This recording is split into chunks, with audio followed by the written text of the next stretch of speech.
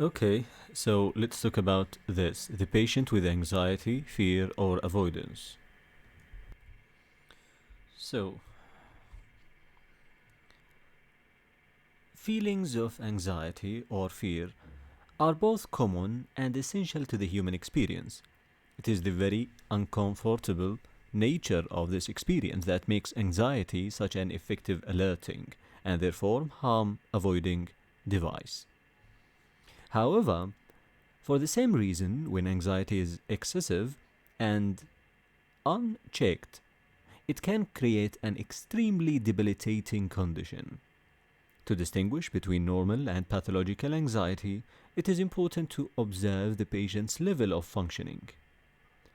The Yerkes-Dodson law states that the relationship between performance and anxiety has the shape of inverted U. So, mild to moderate levels of anxiety improve performance, but high levels impair it. Here we have the figure that demonstrates the Yerkes-Dodson law. So this axis demonstrates the performance and this axis for arousal. So with low arousal there would be poor performance, and with very high arousal also would be low performance. But mild to moderate arousal would influence good performance. So let's talk about definitions and clinical features. Both anxiety and fear are alerting signals that occur in response to a potential threat, either known or unknown. The experience of anxiety consists of two interrelated components. So we are talking here about anxiety, of course. We have two interrelated components. First, thoughts of being apprehensive, nervous, or frightened, and the awareness of a physical reaction to anxiety, like autonomic or peripheral anxiety. So we have thoughts of being apprehensive, nervous, or frightened, and the awareness of physical reaction. Next, we will have a box that summarizes the physical signs of anxiety. The experience of anxiety may lead to a change in behavior, particularly in avoidance of the real or imagined threat. So, let's go to the box. So here we have some physical signs of anxiety like tachycardia, palpitation, abnormal awareness of the heart beating, hypertension, and you can see that we may have palpitation without tachycardia, of course, because it is about the awareness of the heartbeat. This is palpitation. Okay, tachycardia is the increase in heart rate. Hypertension, shortness of breath or rapid breathing, chest pain or discomfort, choking sensation, tremors, shaking, muscle tension, dry mouth, sweating, cold skin, nausea or vomiting, diarrhea, abdominal discomfort or butterflies, dizziness, lightheadedness, syncope, and mydriasis, which is pupil dilatation. You can notice all of these symptoms as sympathomimetic symptoms or such. So, let's get back to the text here.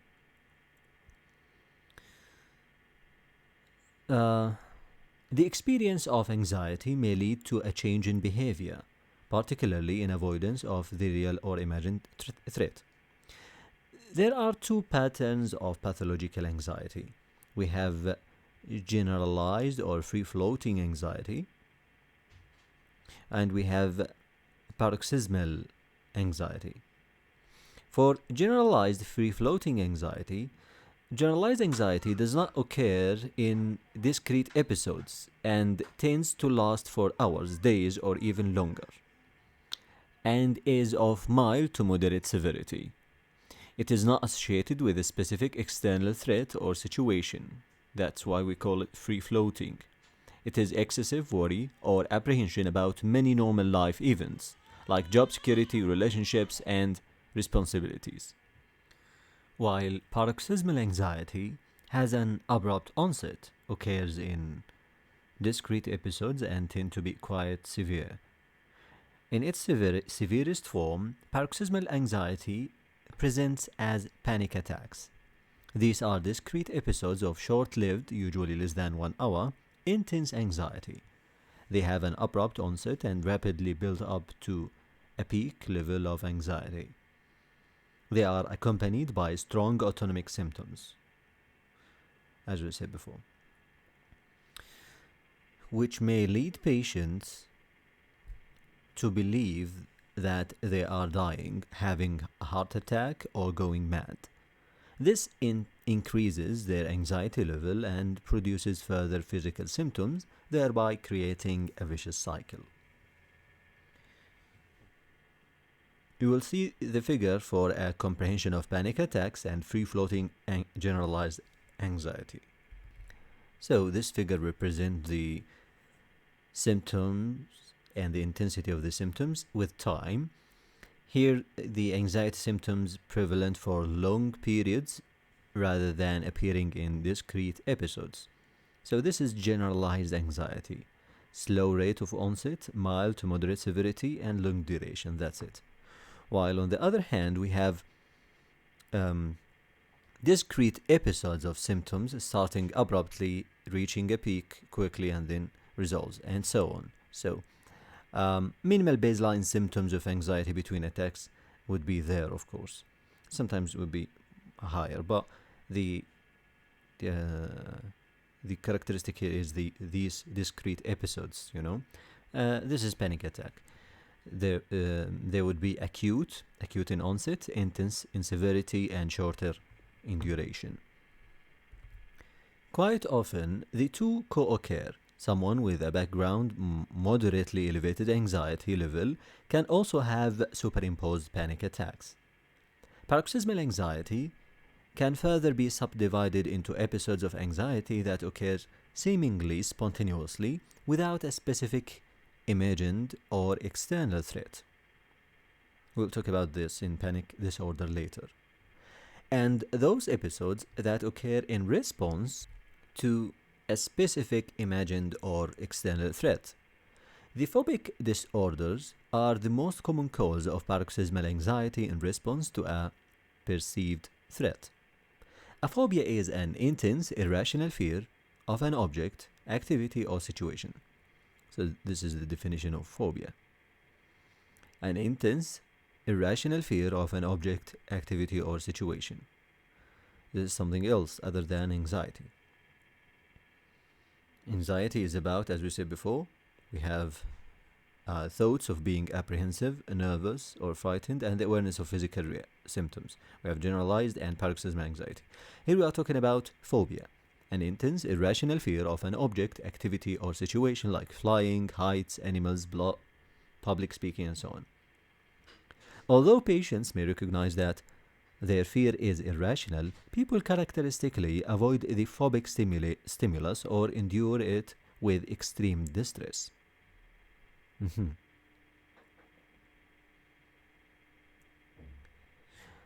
It is the degree of fear that is irrational, in that the feared objects or situations are not inevitably dangerous and do not cause such severe anxiety in most other people.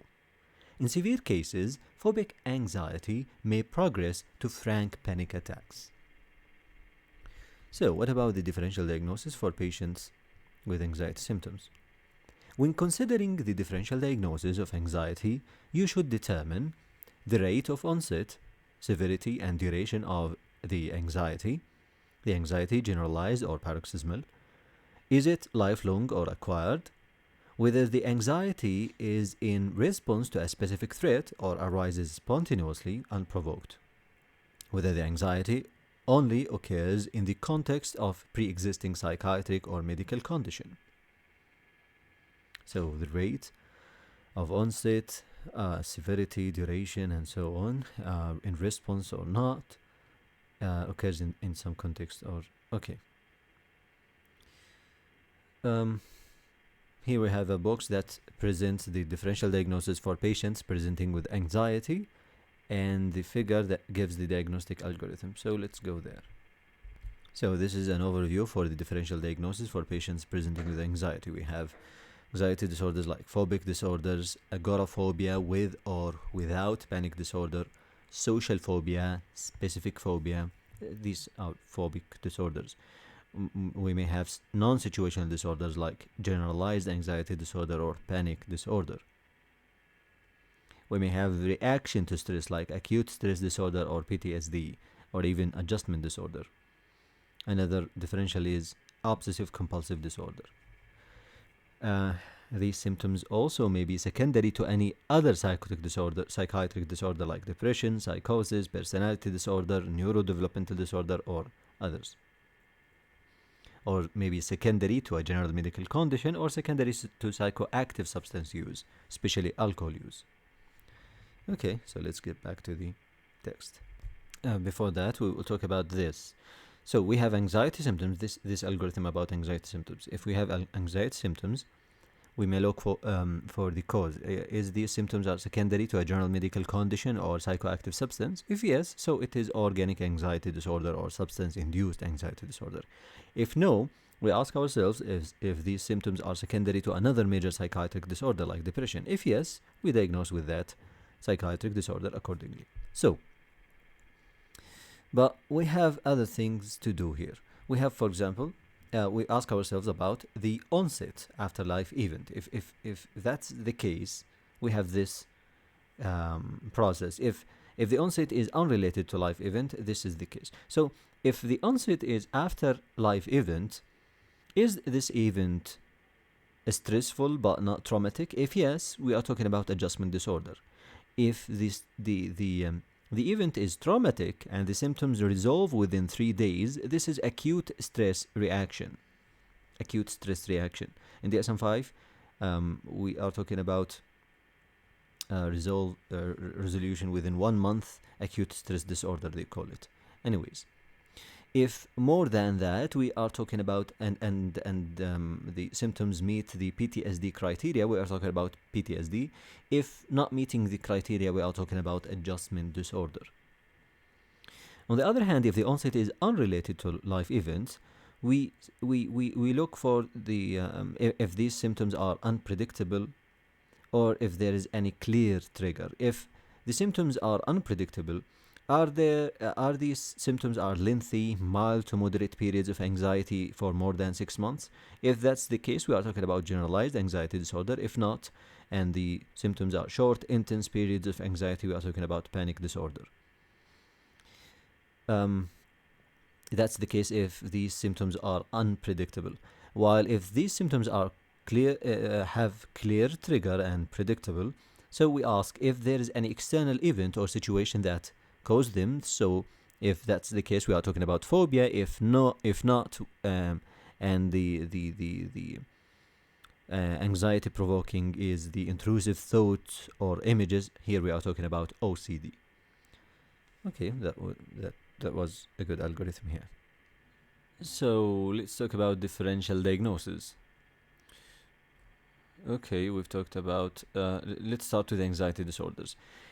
It is useful to consider the primary anxiety disorder under the headings phobic disorders, non-situational disorders, reaction to stress, and obsessive compulsive disorder.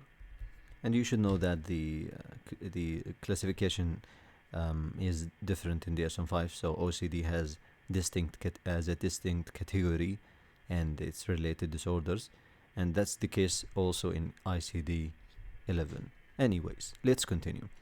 Let's start with phobic disorders. Remember that phobic disorders are associated with a prominent avoidance of the feared situation. The situationally induced anxiety may be so severe as to take the form of a panic attack. Okay, so phobic disorders are associated with a prominent avoidance of the feared situation. The situationally induced anxiety may be so severe as to take the form of panic attack. Let's talk about agoraphobia. Agoraphobia literally means fear of the marketplace, or fear of the public places. In psychiatry today, it is a wider meaning that also includes a fear of entering crowded spaces, shops, trains, buses, elevators, where an immediate escape is difficult or in which help might not be available in the event of having a panic attack.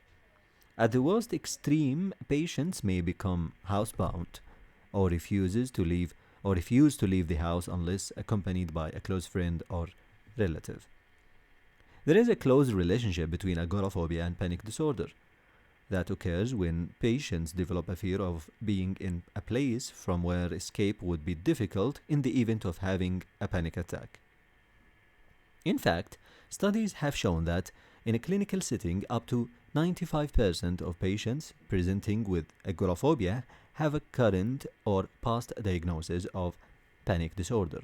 Therefore, in the International Statistical we're talking about ICD-10, you can code agoraphobia as occurring with or without panic disorder. About social phobia, patients with social phobia fear social situations where they might be exposed to scrutiny by others that might lead to humiliation or embarrassment. This fear might be limited to an isolated fear, like public speaking, eating in public, fear of vomiting or interacting with the opposite sex, or may involve almost all social activities outside the home. About specific phobia, specific or simple phobia are restricted to clearly specific and discernible objects or situations other than those covered in agoraphobia and social phobia. Examples from adult psychiatric samples in order of decreasing prevalence include situational, natural environment, blood injection injury, animal, and others. We have situational like specific situations like public transportation, flying, driving, tunnels, bridges, elevators, and so on. Natural environment like light, heights, storms, water, darkness. Blood injection injury like seeing blood or an injury, fear of needles or an invasive medical procedure. Animals or insects, spiders, dogs, or mice. Others, fear of choking or vomiting, contracting an illness, children's fear of costumed characters, and so on. Hints and tips. Even if a patient appears calm and denies troublesome anxiety symptoms, always screen for phobias. This is because sufferers of phobic disorders avoid their phobic stimulus. If this is the case, it is also important to establish how severely their lives are curtailed by avoidance. Okay.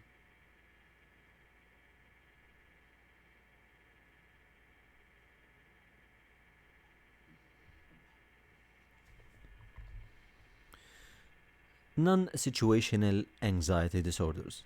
These disorders, unlike the phobic disorders, are characterized by primary anxiety symptoms that are not restricted to any specific situation or circumstances. The first is generalized anxiety disorder.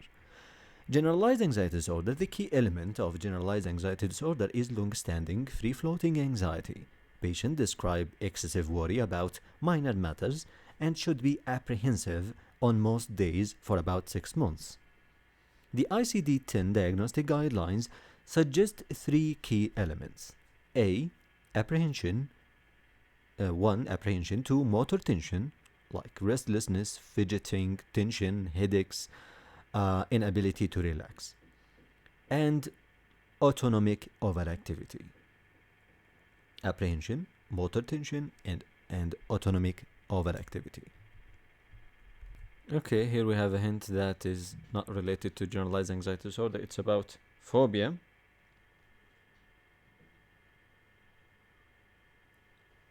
Okay.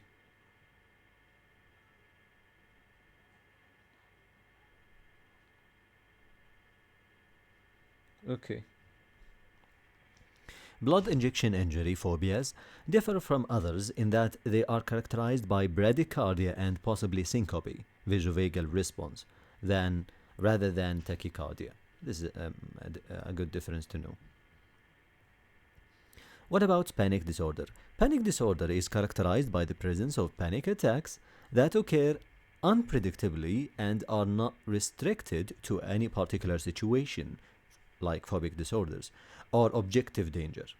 Panic attacks are so distressing that the patient commonly develop a fear of having further attacks.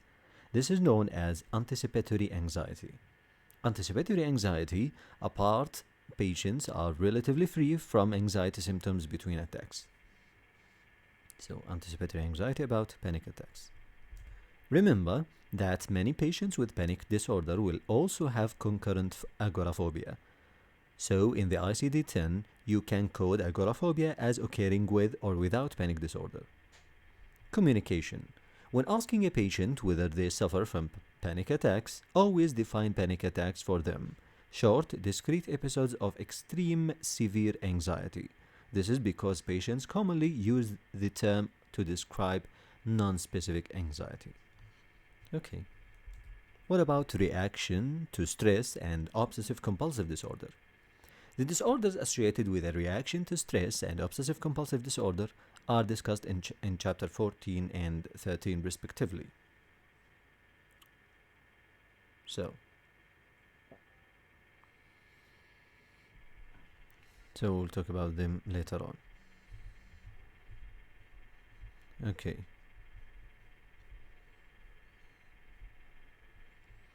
Hints and tips. Both agoraphobia and severe social phobia may result in patients becoming housebound, and the two disorders can be difficult to distinguish. When in doubt, precedence should be given to agoraphobia. Other psychiatric conditions. Anxiety is a non-specific symptom and can occur secondary to other psychiatric conditions. We've talked about that, about some examples of psychiatric problems commonly associated with anxiety. Note that depression and anxiety are closely intertwined.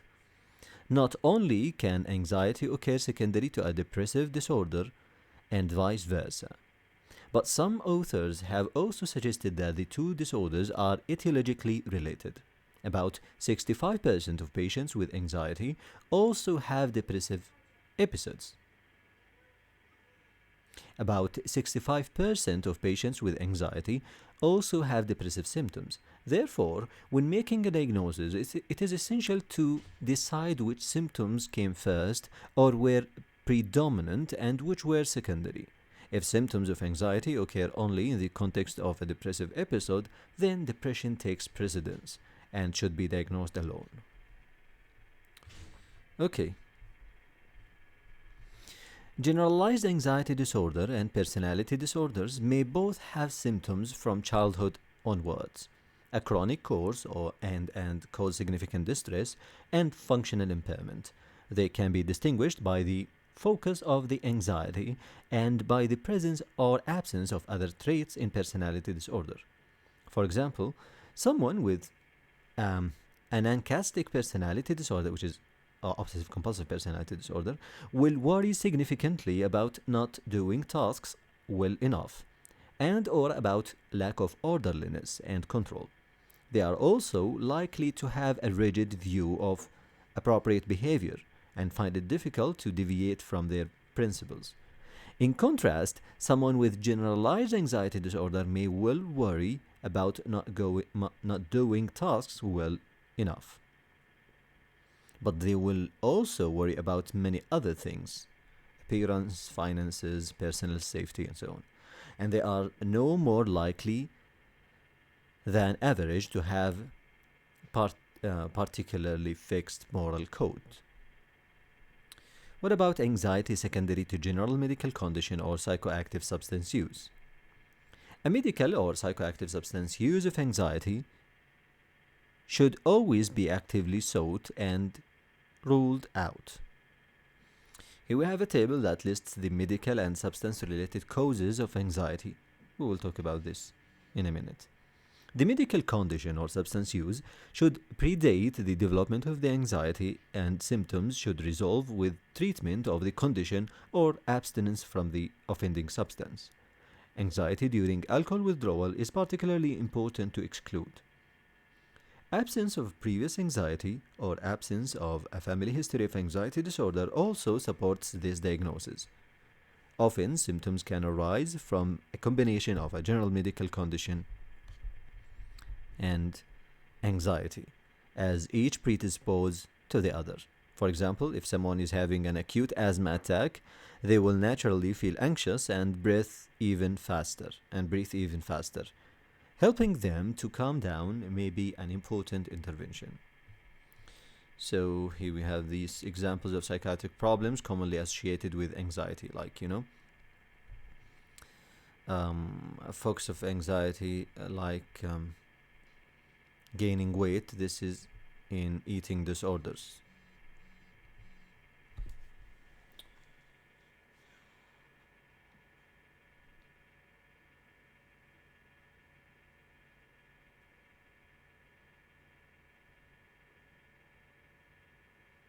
Okay. Having many physical complaints in somatization disorder, having a serious illness in hypochondrial disorder. So physical complaints, this is in DSM-5 called somatic symptom disorder. Having serious illness, this is called illness anxiety disorder in DSM-5. Fear of being poisoned or killed, this in delusional beliefs, in paranoid schizophrenia or delusional disorder. Ruminative thoughts of guilt or worthlessness, this is in depression. Anxiety when having an obsessional thought, this is in OCD. Separation or abandonment, fear of that, this is in personality disorder, or even in separation anxiety disorder. Fear of being rejected, this is or inadequate, this is in personality disorders like avoidant personality or dependent personality. Not being perfect in an ancastic or OCPD. Feeling restless, unable to concentrate, this is in ADHD. Not understanding others in autism spectrum disorder or even mild intellectual disability. Not understanding what is going in delirium or dementia. So, and for some medical conditions and substances that may cause anxiety, we have medical conditions like that causing dyspnea. These symptoms that mimic anxiety, like cognitive cardiac failure, pulmonary embolism, chronic obstructive pulmonary disease, and asthma. And some medical conditions that can cause increased sympathetic outflow, like hypoglycemia or pheochromocytoma. Some with causing pain, like malignancies, and others like cerebral tumor, Cushing's disease, hyperthyroidism, temporal lobe epilepsy, and vitamin deficiencies. Substances that can cause anxiety in intoxication, like alcohol, amphetamines, caffeine, cannabis, cocaine, hallucinogens, inhalants, ketamine, novel psychoactive substances, and phencyclidine, PCP. Phencyclidine. Okay, withdrawal in alcohol, also in benzodiazepine, caffeine, cocaine, gamma hydroxybutyrate, gamma butyrolactone, nicotine, other sedatives and hypnotics, and opiates. And some drugs that have side effects that mimic anxiety or even are anxiety symptoms, like antidepressants, SSRIs, and tricyclics in the first 2 weeks of use or following rapid discontinuation. So in the start and the discontinuation, particularly of paroxetine or venlafaxine. Corticosteroids also, sympathomimetics, of course, thyroid hormones, compound analgesics containing caffeine, if there's caffeine in it, anticholinergic and antipsychotics that may cause akathisia. Okay. So,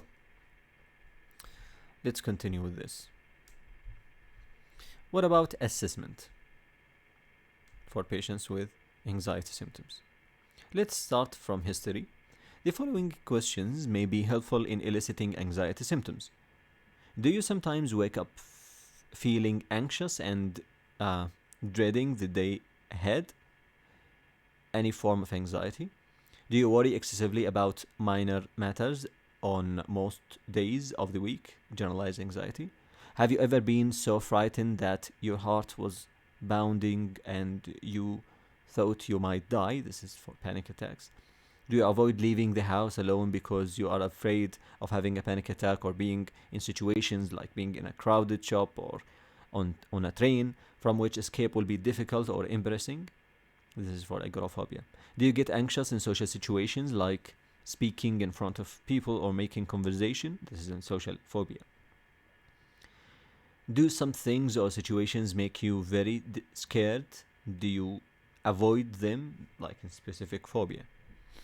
Okay. In examination, a basic physical examination, including a thorough neurological and endocrine system examination, should be performed on all patients with symptoms of anxiety. What about investigations? Anxiety disorders can only be diagnosed when the symptoms are not due to the direct effect of a substance or medical condition. It is impractical to test for each of the large number of drugs and physical health conditions capable of producing anxiety symptoms. It is, however, important to exclude any disease or substance that may be implicated through any clues in the history, if there's any past medical history and drug history, and with physical examination. For example, a patient with a rapid pulse and heat intolerance should have thyroid function test in case thyrotoxicosis is causing the anxiety symptoms.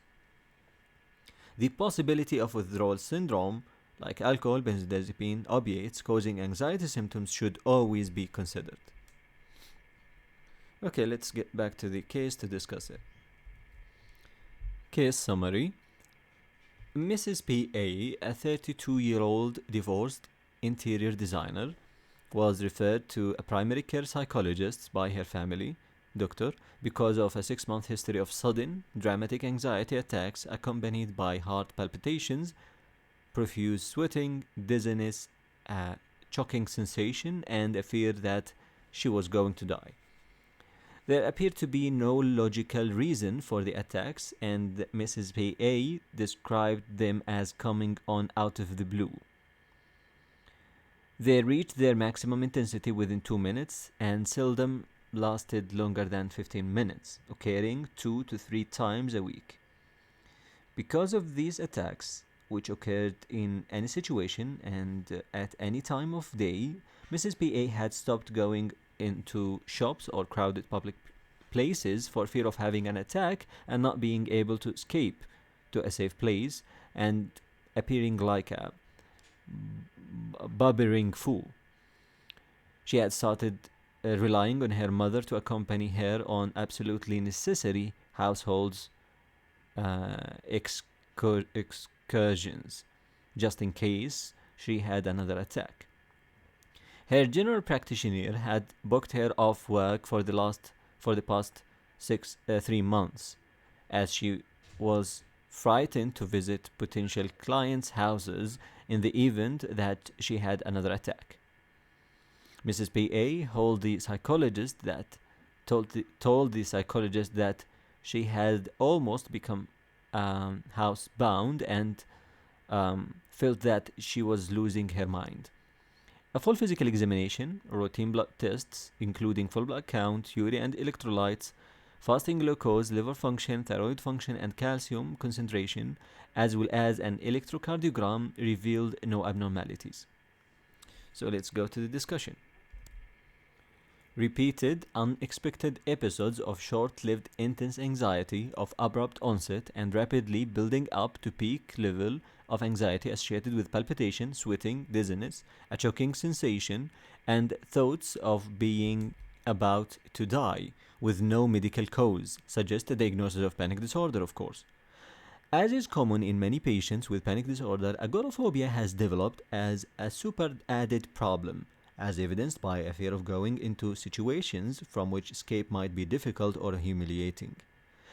Mrs. P.A. is showing the important sign of avoidance of the feared situation by refusing to go out unless it is essential and then only accompanied by her mother. Note that fear of having another panic attack indicate anticipatory anxiety. Fear of having panic attack in a situation from which escape will be difficult or humiliating, thus resulting in avoidance of those situations, indicates agoraphobia. So Mrs. P.A. has both agoraphobia and panic attacks and panic disorder. It is important to rule out depression or other psychiatric conditions as well as medical conditions and psychoactive substance use. Now you can go to chapter 23 to read more about anxiety disorders. We will talk about it later. Okay. So, for the chapter summary, anxiety has two main components: fearful thoughts and physical symptoms of autonomic arousal. Anxiety can be free-floating or paroxysmal. The main anxiety disorders are phobias, panic disorder, and generalized anxiety disorder. Many other psychiatric disorders can present with or cause anxiety. When assessing anxiety disorders, it is important to exclude substance use, particularly alcohol withdrawal, and general medical conditions such as hyperthyroidism. هذا والله تعالى أعلم، وصلى الله وسلم على سيدنا محمد وعلى آله وصحبه أجمعين.